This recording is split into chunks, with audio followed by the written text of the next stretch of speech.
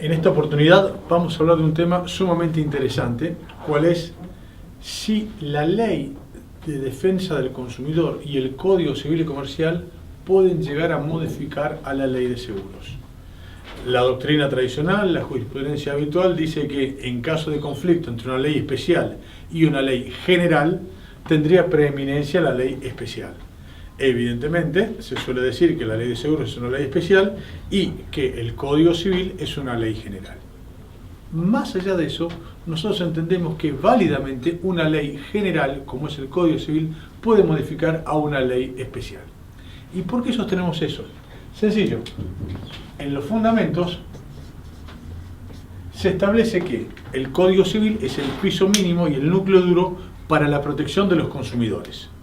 ¿Esto qué va a implicar? Que este piso mínimo no puede ser violentado por una ley especial, como sería, por ejemplo, la ley de seguros. Y a ello le tenemos que agregar el artículo 1094 del Código Civil, que bajo el título muy claro de prelación normativa, establece que las pautas del Código Civil que favorecen a los consumidores tienen preeminencia sobre las demás normativas. Incluso, por supuesto, la ley de seguros. ¿Por qué? Porque la Ley de Defensa del Consumidor y la parte pertinente del Código Civil y Comercial son los derechos civiles constitucionalizados a través del artículo 42 de la Carta Magna. Como consecuencia de eso, ¿qué es lo que vamos a hacer nosotros? Vamos a analizar cuál es la situación de la Ley de Seguros a la luz del nuevo Código Civil y Comercial y vamos a estudiar casos donde entendemos que válidamente la Ley de Seguros ha sido modificada por el Código Civil y Comercial. Dentro de los tantos artículos que vamos a ver modificados, vamos a ver el artículo 1 de la Ley de Seguros. ¿Por qué? El artículo 1 de la Ley de Seguros, ¿en qué se basaba? Recordemos que el proyecto de la Ley de Seguros de Isaac Halperin es del año 1959. ¿Cuál era la pauta que se manejaba en aquella época? Sencillo, el contrato paritario. Por tanto, se pensaba de una u otra manera, más allá que había algunos que hablaban que era de adhesión, que podía ser un contrato paritario. ¿La realidad cuál es? Hoy el artículo 1 tiene que leerse en clave de el artículo 984 de la ley del Código Civil y Comercial que establece el contrato de adhesión. ¿Cuál es el contrato de adhesión? Aquel donde una de las partes se adhiere a condiciones generales establecidas unilateralmente por la otra parte o por un tercero. De manera tal que el concepto que eventualmente podía existir una igualdad de partes entre la compañía y el asegurado, hoy la ley de seguros lo ha cambiado de manera sustancial y absoluta, porque establece que se va a tratar de un contrato de adhesión. Además entonces del contrato de adhesión del artículo 984, también tenemos que tener presente el artículo 1093 del Código Civil respecto a los contratos de adhesión. Entonces, la ley de seguros ya no va a regirse por los contratos paritarios, sino que fundamentalmente van a ser contratos de adhesión y en muchos casos van a ser también contratos de consumo. Esto es determinante, ¿por qué? Porque se cambia la concepción que tenía el artículo 1. Ello va a implicar grandes cambios. ¿Por qué? Porque se van a aplicar, por ejemplo, las cláusulas abusivas. Recordamos que en los contratos de adhesión las cláusulas abusivas están en el artículo 988, 989. Y en los contratos de consumo, además de estas cuestiones, también tenemos el 1118 y el 1119. Entonces, ¿qué va a implicar todo esto? Que nos va a dar todo un herramental jurídico fundamental para defender al más vulnerable. Por eso el artículo 1 de la Ley de Seguros, en nuestro criterio, ha sido modificado y se lo puede cambiar con estas pautas. Además de ello, también tenemos que ver el artículo 1 a la luz del artículo 42 de la Constitución Nacional, que habla de la relación de consumo. ¿Qué va a implicar esto? La relación de consumo es un cambio absoluto de criterio y de paradigma. ¿Por qué? Porque antes estaba la relación asegurado-compañía de seguros, que la relación contractual. Efectos relativos de los contratos, los de afuera no podrían beneficiarse. En cambio, con la relación de consumo, si acá tenemos una víctima, la relación de consumo es la parte abarcativa de la pauta contractual y de la relación extracontractual. Por eso el artículo 1 también hay que leerlo con la modificación que acarrea el artículo 42 de la Constitución Nacional. Esto con respecto a la parte conceptual de inicio. ¿Qué otro artículo ha sido modificado? Por ejemplo, el artículo 5 de la Ley de Seguros. El artículo 5 de la Ley de Seguros es un artículo malo en perjuicio de los asegurados. ¿Qué establece la reticencia? Es todo aquello que quiere conocer la compañía de seguros, pero que muchas veces no le pregunta al asegurado. Salvo casos excepcionales, es que el propio asegurado le tiene que informar a la compañía de seguros lo que ella quiere saber. No solo eso. Cuando se hace el proyecto de la Ley de Seguros de Alperín, él estableció que se incurría en reticencia por parte del asegurado cuando había culpa grave. Pero luego de ello vino una comisión revisora y eliminó la culpa grave, entonces ya hay reticencia aunque no exista culpa grave. Y además, aun cuando sea de buena fe del asegurado. Esto genera que el propio asegurado tenga que adivinar qué le tiene que informar a la compañía de seguros. Ahora la pregunta es, ¿cómo queda el artículo 5 a la luz del artículo 1100? El artículo 1100, que es justamente del deber de información, el deber de consejo y el deber de advertencia, aporta muchísimas cuestiones en favor del asegurado. ¿Por qué? Porque la reticencia del artículo 5 ha quedado desdibujada y modificada de manera absoluta. ¿En qué sentido? En que va a ser la compañía de seguros la que va a tener que informarle, la que va a tener que consultarle, la que va a tener que plantearle al asegurado qué es lo que necesita saber. Bajo apercibimiento que si la propia compañía de seguros no le pregunta, no le informa cuáles son sus necesidades de información, no se va a aplicar el tema de la reticencia.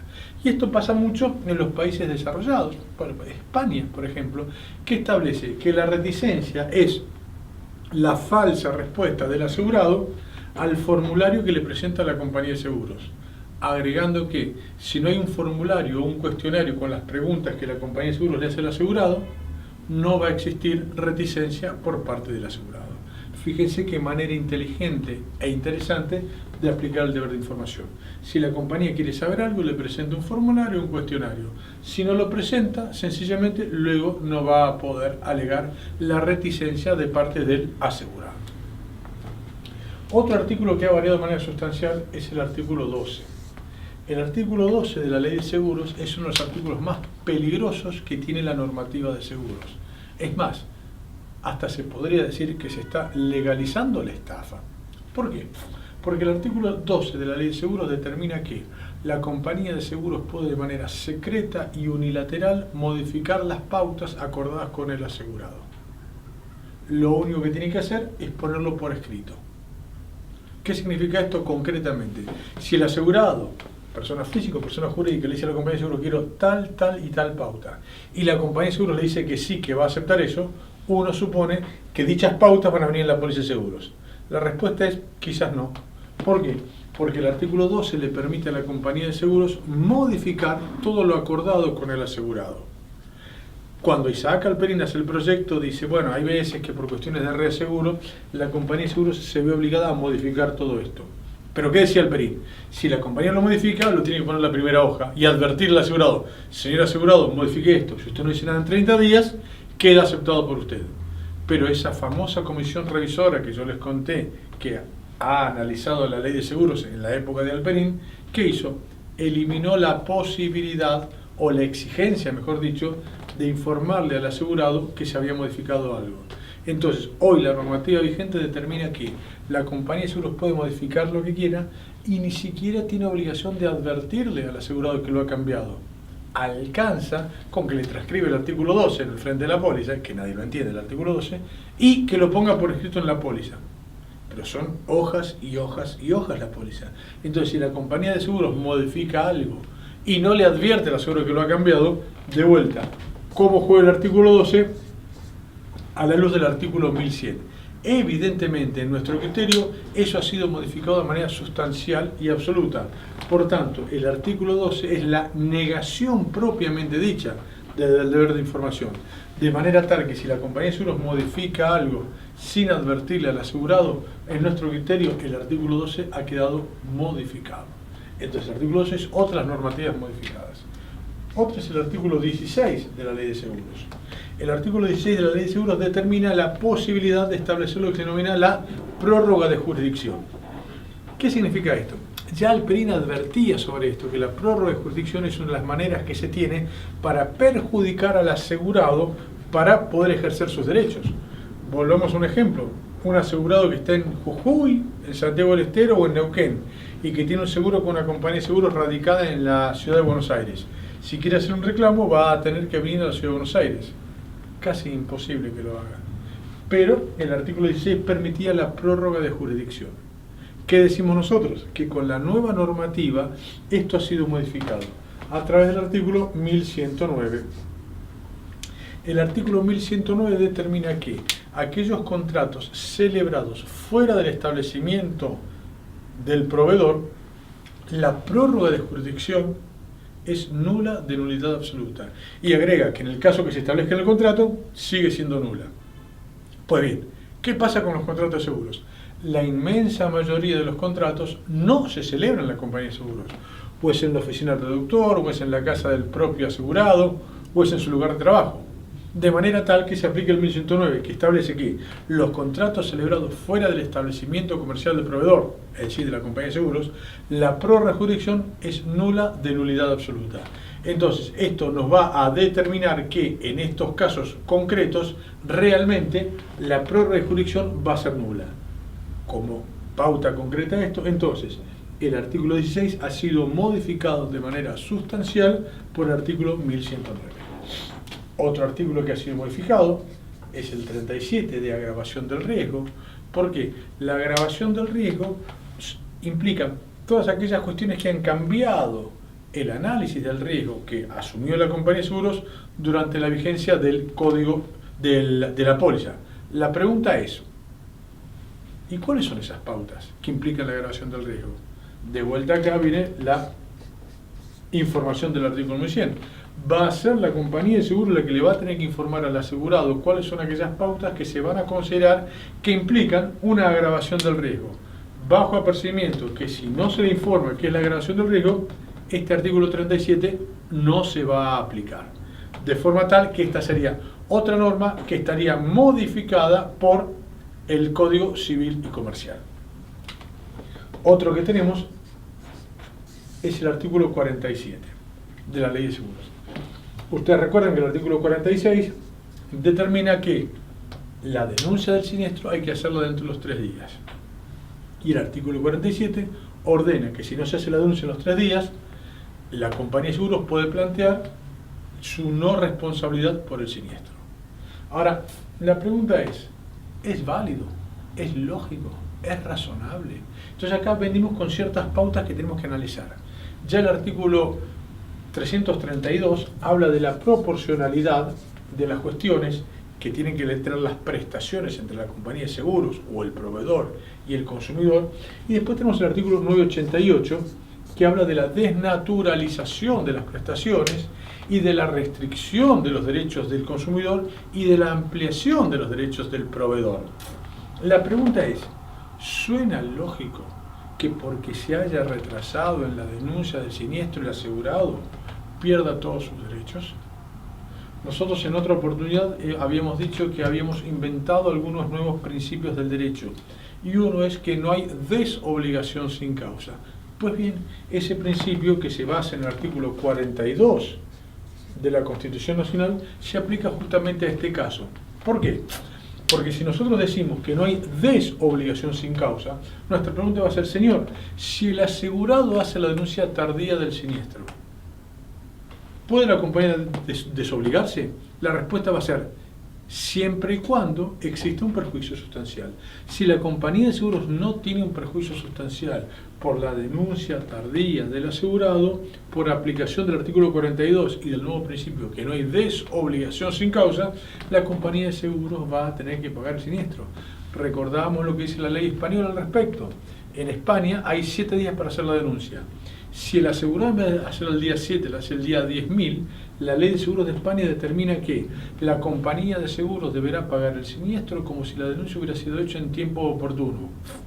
Y agrega, una vez que la compañía pagó, si cree que tiene algún perjuicio sustancial, deberá realizar un juicio ordinario explicando la causalidad de su perjuicio y en esa proporción el asegurado le da a reintegrar el dinero. Fíjense qué manera coherente y también razonable de solucionar este tema. Por tanto, entendemos nosotros que el artículo 47 también ha sido modificado. Otro artículo modificado es el artículo 58 de la Ley de Seguros. ¿Por qué? La prescripción del seguro es de 1 año. Es una de las prescripciones más breves que existe a nivel internacional. Muy bien. Y ahora, ¿cómo aplica esta cuestión? Nosotros tenemos por otro lado el artículo 2560 del Código Civil y Comercial. Este artículo 2560 determina que el plazo genérico de prescripción es de 5 años. El artículo 58 establece que es de 1 año. ¿Qué habíamos planteado nosotros? Que la ley general puede modificar la ley especial por las pautas del artículo 1094 siguiendo los fundamentos. En los fundamentos se dice que el Código Civil es el piso mínimo y el núcleo duro, que la ley especial podrá mejorar pero jamás empeorarla. La pregunta es, esta pauta del artículo 2560 que determina 5 años, que es un piso mínimo, ¿será empeorada por el artículo 58? Y la realidad es que sí. Como consecuencia de eso, entendemos nosotros que en este aspecto particular se va a modificar el artículo 58 y a partir de la vigencia del Código Civil, la prescripción va a ser de 5 años y no de 1 año como establece el Código, la Ley de Seguros. Otro artículo es el artículo 109. El artículo 109 de la Ley de Seguros determina el seguro de responsabilidad civil, que es para proteger el patrimonio del propio asegurado. Y nosotros decimos que esto ha sido modificado. ¿Por qué? Porque ahora ¿esto era para qué es? Para el seguro de responsabilidad civil voluntario. El seguro de responsabilidad civil voluntario, es verdad, el asegurado quiere proteger su propio patrimonio. Ahora, la pregunta es, cuando el seguro de responsabilidad civil es obligatorio, ¿se quiere proteger al propio asegurado? No. La realidad es que el legislador tuvo la premisa básica, el objetivo de proteger al consumidor o a la víctima de accidente de tránsito, de manera tal que el artículo 109 hoy queda circunscripto y también limitado para cuestiones de seguro de responsabilidad civil voluntario. Pero para el seguro de responsabilidad civil obligatorio no se aplica el 109 porque queda muy claro que la realidad, el seguro se hace para proteger a la víctima. Por tanto, acá también estaría modificado. Otro artículo que ha sido modificado es el 110 y el 111, que más que modificado tiene que ser reinterpretado. ¿Por qué? Acá se habla de lo que es la dirección del proceso. ¿Y qué dicen las pólizas? Que cuando llega un reclamo de responsabilidad civil de automotores, por ejemplo, el asegurado le tiene que dar el poder al abogado de la compañía de seguros para que él lo defienda. ¿Por qué? Porque se dice que tiene la dirección del proceso de la compañía de seguros. Nuestra pregunta es verdad eso? ¿Eso dice la ley de seguros? La respuesta es no. La ley de seguros no dice que la compañía de seguros tiene la dirección del proceso. La ley de seguros dice que la compañía de seguros tiene la financiación del proceso. ¿Eso qué va a significar? Sencillamente que, en nuestra opinión, como el asegurado tiene la dirección del proceso y la compañía de seguros tiene la financiación del proceso, es que el propio asegurado elige al abogado que lo va a defender y la compañía de seguros le va a tener que pagar los honorarios a ese abogado. El problema es que las pólizas de seguros de Argentina determina que la dirección del proceso la tiene la compañía de seguros. Ahora, eso es absolutamente ilegal. ¿Por qué? Porque le está quitando un derecho que tiene el asegurado, de manera tal que eso va a ser absolutamente ilegal por aplicación del artículo 988 y por aplicación del artículo 1118. Es decir, que necesariamente la dirección del proceso la va a tener el asegurado y la compañía de seguros va a tener que pagar los honorarios del asegurado. ¿Ok? Otro artículo que tenemos que reanalizar es el artículo 118. El artículo 118 ha sido demasiado utilizado diciendo que la compañía de seguros paga en la medida del seguro.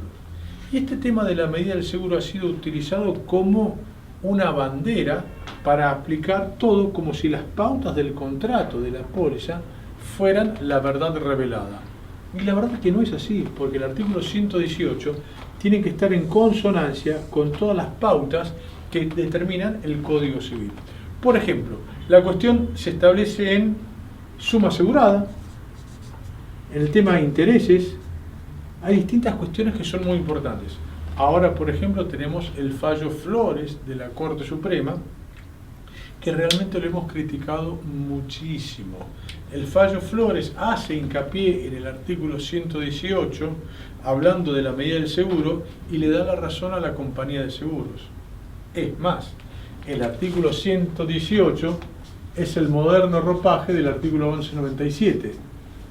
Y paradojalmente, la Corte Suprema de Justicia de la Nación, en el fallo Flores con Jiménez del 6 de junio del año 2017, determina que al contrato de seguros se le aplica el artículo 1197.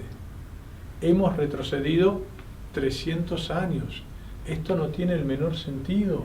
¿Por qué? Porque el propio Código Civil y Comercial establece que no se aplique el artículo 1197 o el 958 del nuevo Código Civil. Sencillamente estamos frente a un contrato que es un contrato de adhesión.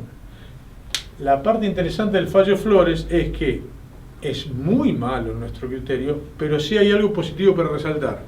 El fallo Flores de la Corte Suprema fue dictado con la vigencia del viejo Código Civil y Comercial el Código Civil de Vélez Sarsfield, lo que significa que no tiene aplicabilidad para el futuro. ¿Por qué? Porque se trataba de un caso que llevaba ya varios años de vigencia. Es más, fíjese que el caso Flores se está analizando una suma asegurada de 30.000 pesos. Esta suma asegurada de 30.000 pesos fue fijada por la Superintendencia de Seguros de la Nación en el año 1992. ¿Y qué dice nuestra Corte Suprema? En el año 2017,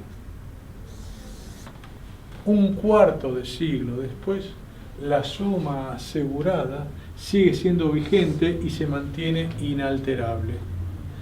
Esto daría para otra charla, pero ya decimos que el fallo Flores a nosotros nos parece realmente muy malo, retroceder 200 años, pero además se puede solucionar muy fácil.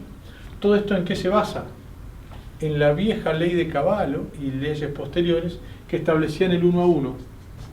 Por la cuestión del 1 a 1 es que se prohibió la actualización monetaria de todo en general y de las pólizas en particular. Pero hoy el 1 a 1 es 18 a 1. La pregunta es si cuando se hizo la ley que prohibía la indexación era 1 a 1 y hoy es 18 a 1, ¿tiene sentido que se mantenga la prohibición de la indexación? La respuesta sin hesitar es que no, por supuesto que no. Esto es absolutamente injusto e irrazonable. Por eso el fallo Flores, además de las críticas que nosotros le planteamos, necesariamente también debe leerse a la luz que se basa en una ley que es absolutamente inconstitucional. ¿Por qué? Porque mantiene el 1 a 1 cuando ya hoy, 1 a 1 del dólar con el peso, año 92, hoy la diferencia es por lo menos 18 a 1. Eso ya nos demuestra que realmente estas cuestiones ya no tienen aplicabilidad en nuestra normativa. Para ir cerrando, otro artículo que hay que reanalizar es el artículo 158.